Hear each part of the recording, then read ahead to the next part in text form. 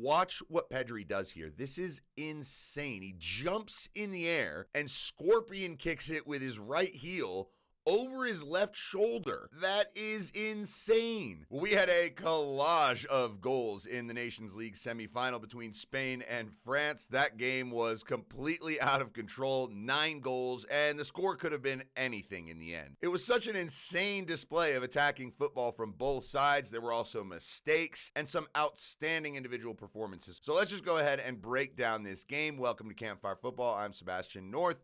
Like the video, subscribe to the channel. Let me know what you think about how these two teams played in the comments section and what you think about this whole Lamine Yamal Ballon d'Or talk that's going on. Now let's get to some of these highlights. Man, this thing got going right from the beginning. Dembele creating the first chance for France, a bit into Olise because he's in a great position to just go ahead and tap it in. But Dembele decides to use the overlapping run of Mbappe and cut it back. Now look, Mbappe in this position, you think he's just going to square it to Olise. But Unai Simon deserves a lot of credit because what he does initially is cut off the near post and then start diving because he knows that's where it's going. And so that is excellent play from him. Stops France from scoring just 6 minutes into the match. And then Spain would go up the other end and create opportunities of their own. Mikel Oyarzabal, I mean, this guy is so incredible for Spain. He is such a good center forward. But Cucurella plays this ball into the middle, and watch what Oyarzabal does. He just finds a little separation between him and Longley, and this touch is unreal. Just juggles it back to himself, sends Longley for a hot dog, and then there's one more piece to this. As he's looking up, he could easily play this ball on the ground into the corner looking for Nico Williams, but he recognizes that Kalulu is back far enough to possibly be able to win that race. So instead, he just chips it behind Rabiot right into the path of Nico Williams. That is excellent.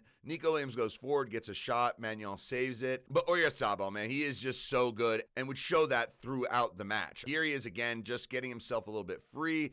As the ball comes to Zubimendi, he gets away from Longley, the ball comes into his feet, and he's able to turn again. And it would make a huge difference for Spain to score goals later in this match. Now, France kept attacking as well, creating a bunch of chances. Here, Teo Hernandez playing the ball forward to Desiree Doué, and this is clever from Doué. He just sort of slows up his run to draw in Pedro Porro. Porro just kind of shoves him in the back, loses complete sight of the ball, and so Doué's little leave is perfect. Teo Hernandez can run away with it, but then Teo Hernandez would have another opportunity. This ball, short corner for France. It gets played back by Dembele. Rabiot sees Teo Hernandez at the top of the box, and it's pretty obvious that once he starts running towards it, he is going to dummy it. Gets it out of his feet, shoots, and this ball just barely clips the crossbar right above the top corner. I mean, 11 minutes in, and these two teams are just firing at each other, but Spain would get the lead through Nico Williams, and this really is a catalog of French errors. So first one is Desiree Doué. He's a little bit too narrow. As Yamal comes forward, the ball out to Lamine Yamal is just too easy to play. He needs to shift 2 yards over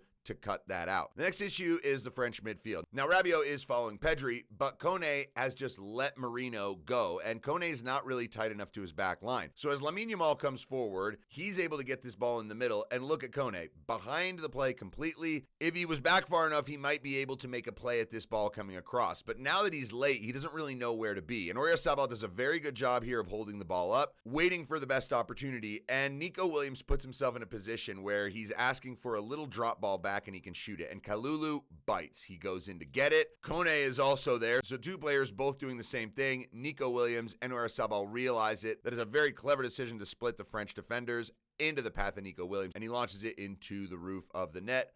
1-0 Spain, and they would get the second right away. They would just blitz France. They did this in both halves, scoring back-to-back, and Mikel Merino would get the finish, but once again, it's Oyarzabal's movement and his ability to link up play as a center forward. So once again, Kone here, I don't really know what he's doing. He's not blocking any pass. He's not marking anybody. He's not really even shielding his back line. So this ball from Zubimendi is an easy one, right to Mikel Merino. He's wide open, plays it to Oyarzabal, and this time Longley is like, I can't let him get the ball and have time. I'm going to run towards him. Well, that's a problem because he leaves the space wide open behind him. Kone should be running with Mikel Merino. He sort of slows down. That's a fantastic little ball from Oyarzabal right into the path of Merino, and he finishes, and it's 2-0 for Spain. Now, France would create a whole bunch more opportunities. Dembele had like 3 shots saved by Unai Simon. Spain also had a goal chalked off for offside from Dan Housen. So there were just goals to be had in this game. And we get into the second half and nothing changed. Both teams immediately attacking, getting opportunities within the first minute. This was a very good one for France. Olise out to Dembele. Kalulu making the run around him. It goes into Olise, and because Cucurella is just one step behind the rest of the Spanish back line, he leaves Kalulu on, and that ball from Olise is perfect. The cross from Kalulu is excellent. I mean, right in the best area. Dembele should just be ready to tap this in. But also, why is Mbappe where he is? If he's at the back post, he finishes this easily. And I think that is why he puts his hand up and apologizes, because he should have been there. There's no reason to be way at the back post waiting for some kind of volley or something like that. But France were looking good early in this period. They looked like, well,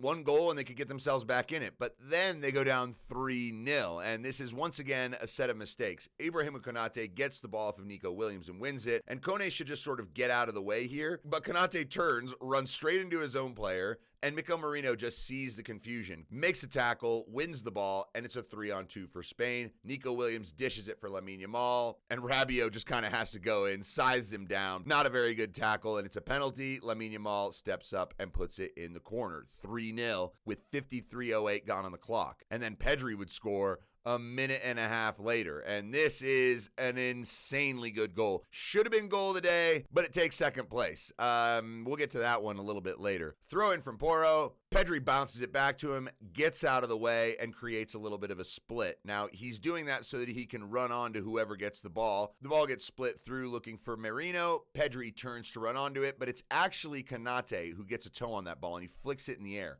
But watch what Pedri does here. This is insane. He jumps in the air and scorpion kicks it with his right heel over his left shoulder. That is insane. So he gets the ball forward to Nico Williams, keeps his run going. The ball is behind him right here, so he has to reach out to get it, plays it perfectly right into his path, and Manuel is basically completely screwed. Ball from Pedri is perfectly placed in the corner, and Spain go 4-0 up. And France looked in big trouble of getting seriously embarrassed at this point. But Mbappe would get them on the board, coming to life and drawing a penalty. What's amazing is how much attention Mbappe can draw to himself. Here he's already got 3 guys on him. He gets the ball off his feet to Olise, and when he gets it back, it's now 4 players. And he still manages to get around Porro. Porro grabs his arm right there. Definitely a foul, definitely a penalty. Mbappe steps up, puts it away, and France have drawn 1 goal back. And so now the cavalry of substitutions would come in.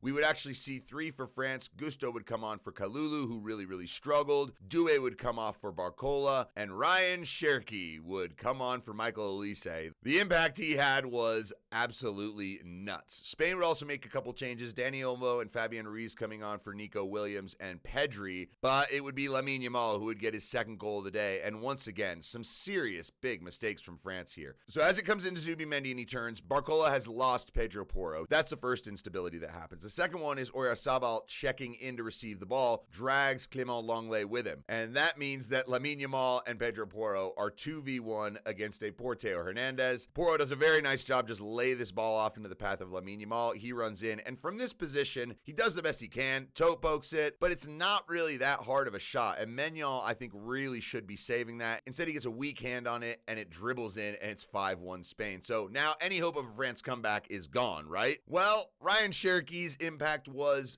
incredible. I mean, this for a debut is out of control. Here's his first real involvement, and this pass is unbelievable. Also, he's 2-footed. Everything he did in this game was just fantastic technically with both feet. Here, it's a right-footed pass that just splits all of the Spanish defense. This goes to Dembele. I mean, how on earth does that ball get through? Absolutely terrific, and Dembele very unlucky to get his shot here under Unai Simon and off the post. But France were knocking on the door, and Rayan Cherki would just keep growing in influence. Here he is receiving the ball in the middle from Kone. 1 touch to settle it under his foot.